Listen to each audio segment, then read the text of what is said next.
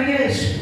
Por conta da rebeldia. Não era porque Deus sentia satisfação ou sentia prazer em levar o povo para o cativeiro. A Bíblia relata que o povo foi para o cativo e ficou 70 anos. Você sabe o que é 70 anos sendo esquecido por Deus?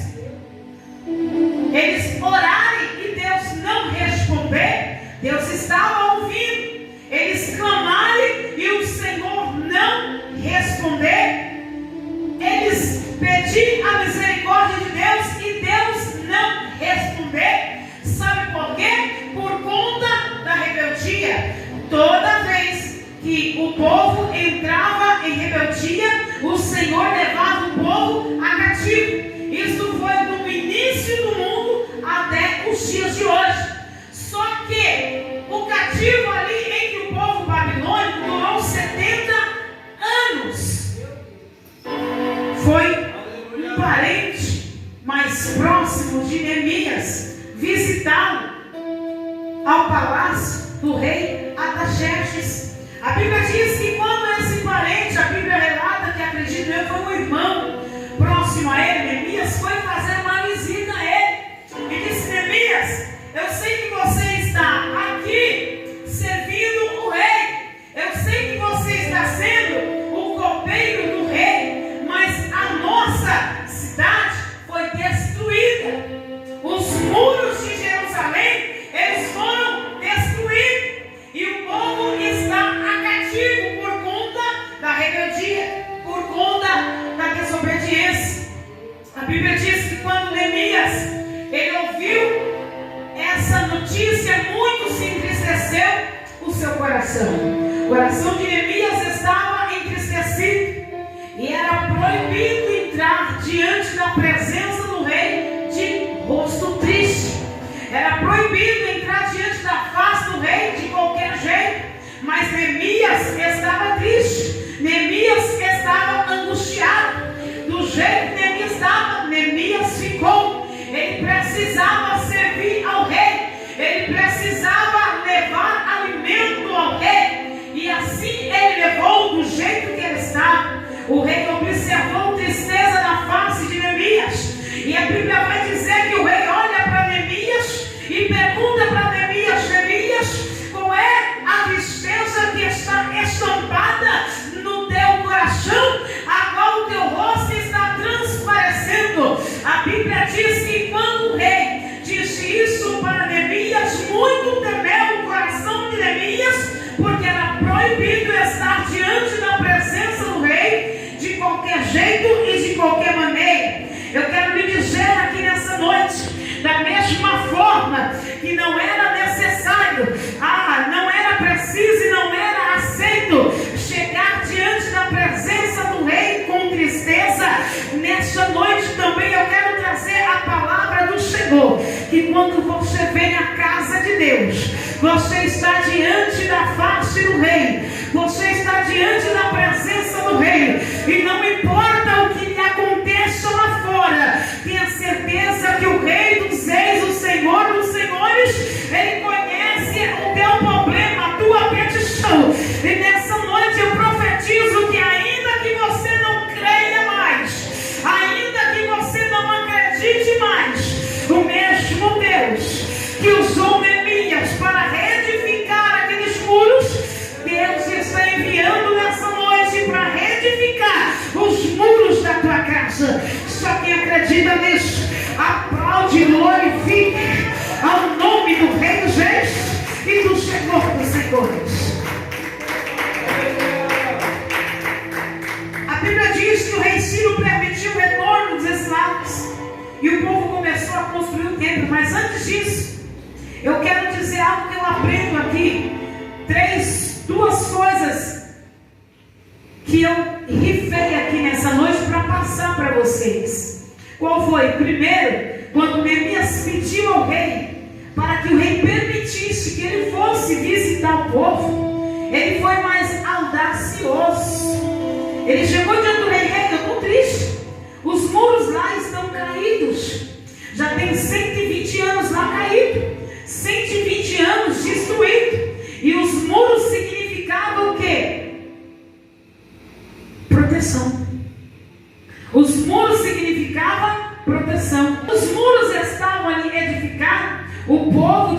Jerusalém, eles estavam protegidos, sim ou não? Eles estavam protegidos, só que não tinha mais.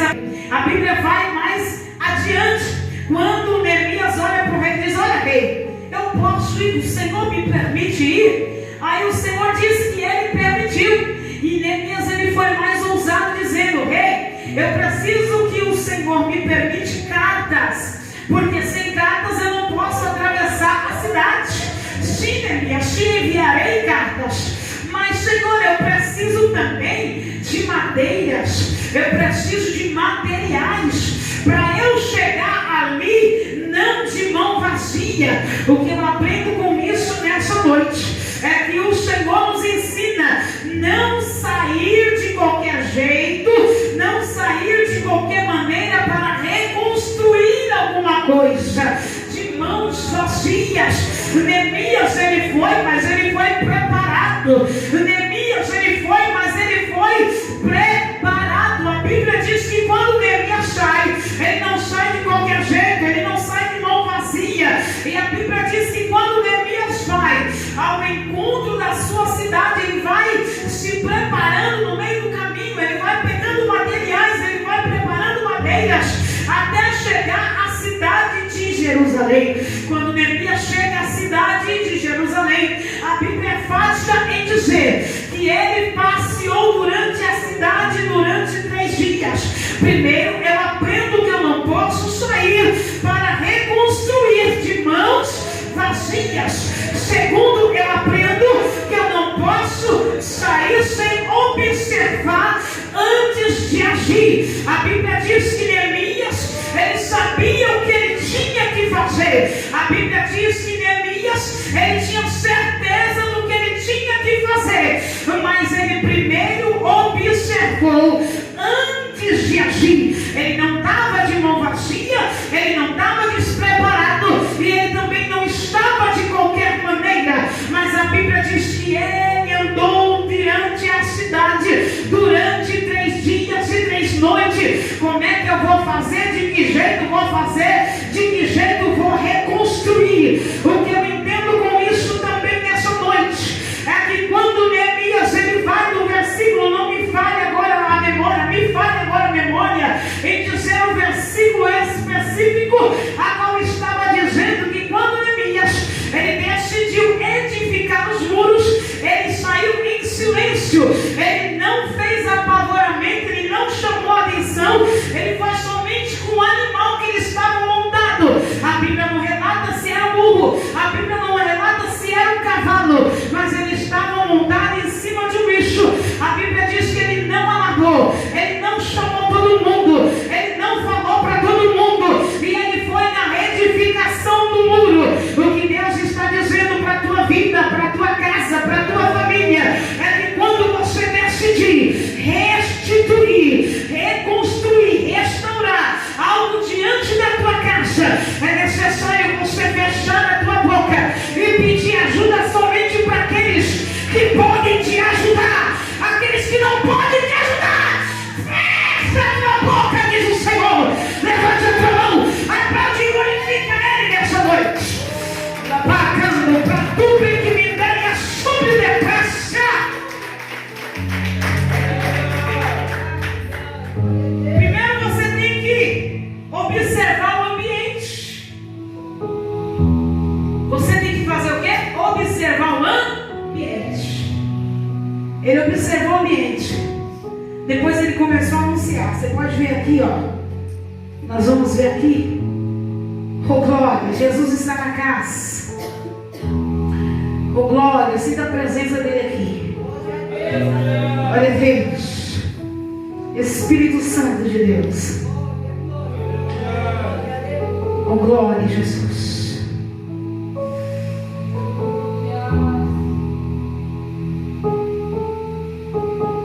Olha aqui o que vai dizer o 13, 2:13. E de noite saí pela porta do vale, para a banda da fonte do dragão e para a porta do monturo, e contemplei os muros de Jerusalém que estavam derrubados, e as suas portas que tinham sido consumidas. O 17.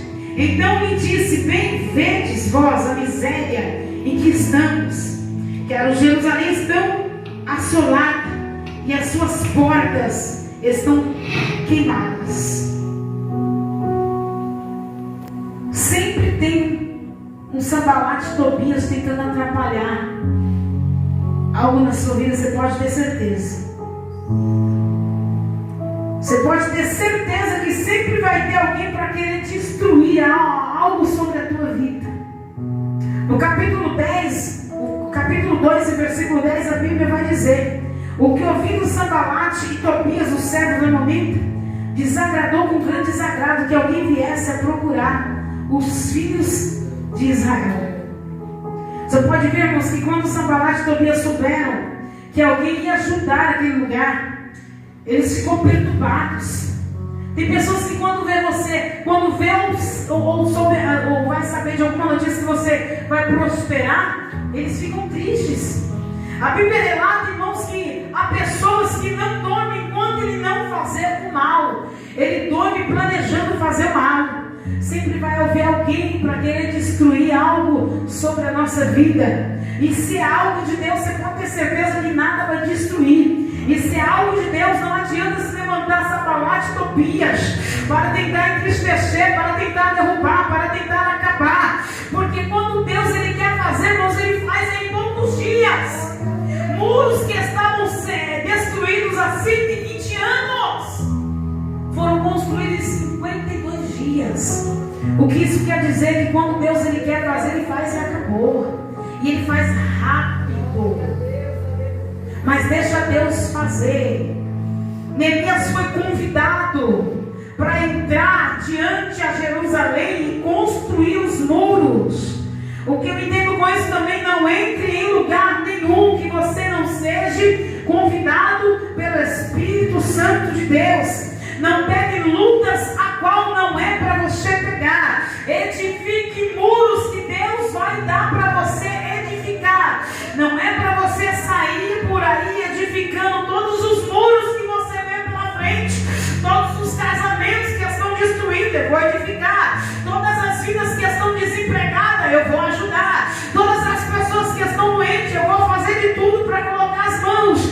O Senhor está dizendo nessa noite: não é qualquer muro que você pode colocar as suas mãos para reconstruir. Não é qualquer muro que você pode colocar as suas mãos para restituir. Mas quando você ouvir a voz do Todo-Poderoso te chamando e te dizendo: pode ir, Neemias, reconstrua os muros, porque eu sou contigo para reconstruir os muros. Quem crê nessa palavra, jogue a tua mão para cima e manda um prato de glória para Ele aqui nessa noite. Aplaude e glorifique a Ele. Eu quero ver você glorificando a Ele nessa noite. A baia dupla que me dei e a subdefécia. Glória. E quando você vir preparado, não é de qualquer jeito. Primeiro observa como é que vai ser reconstruído. Não vai já chegando de qualquer jeito, já reconstruindo. Ele sabia que tinha que reconstruir, mas ele observou: vamos ver como é que nós vamos fazer isso aqui. E Deus enviou as pessoas certas para ajudar a ele. Mas mesmo assim, toda vez que você colocar a mão no arado para fazer algo, para reconstrução de algo na sua vida ou na vida de alguém que você vai ser usado para reconstruir, vai se levantar um Sanbalate e Tobias. Você pode ter certeza disso. Se você vê que está tudo certo, está tudo resolvido, ninguém está falando nada, ninguém está se levantando, alguma coisa estranha aí tem. Quem me ouve, diga glória a Deus. Então aprenda nessa noite. A primeira lição foi o quê? Não sair para reconstruir de mãos vazias. Segundo, observar primeiro, antes de agir. Eu vou observar. Eu sei que eu estou com a faca e o queijo na mão aqui. Eu sei que é eu que tenho que reconstruir esse negócio. Mas vamos ver, Senhor. Vai me dando as instruções. Por onde eu começo? Para que lado eu começo? De que jeito eu começo? De que forma eu faço? Eu vou observar aqui, Senhor. Ele foi ao cume do monte lá em cima. A Bíblia diz que ele subiu ao cume do monte para observar os muros que estavam caídos. Se os muros estavam caídos, ele não ia ter trabalho somente para reconstruir. Primeiro ele ia ter trabalho para limpar o ambiente. Você está entendendo? Diga glória a Deus. Aí a pessoa não entende. Depois que eu estou orando, o negócio está estreito. Depois que eu estou orando, ficou mais difícil. Neemias, ele foi avisado, ele estava pronto, ele estava preparado, ele estava em oração. Mas ele teve que trabalhar primeiro com a limpeza. Ele teve que primeiro limpar o ambiente. Ele teve que primeiro tirar as rapinas, tirar os blocos caídos, tirar aquela coisa toda que estava atrapalhando a reconstrução do templo. Olha o que Deus está dizendo aqui nessa noite. Primeiro ele vai trabalhar com a limpeza.